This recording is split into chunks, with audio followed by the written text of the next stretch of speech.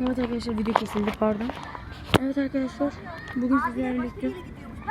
Başka bir yere gidiyorlar. Evet gene giriş Kayra yapıyor. Merhaba arkadaşlar. Evet insanlar geçiyor. Evet yap. Merhaba arkadaşlar. Bugün sizlerle Sabri Akpınar Parkı'ndayız. Çok garip bir şey olmayabilir ama biz zaten ki videoda belki görürsünüz. 2 tane gördük ve kaçtı birden. Çok korkunç. Aynı yere gideceğiz. Bakalım Arkadaşlar, orada mı? İster inanmayın, ister inanın. Yani Kuru değil. gerçekten. Yani burası yapınız. Kurgu değil. Gerçekten kurgu değil arkadaşlar. Arkadaşlar cidden değil. Bence köpek abi zaten köpek abi.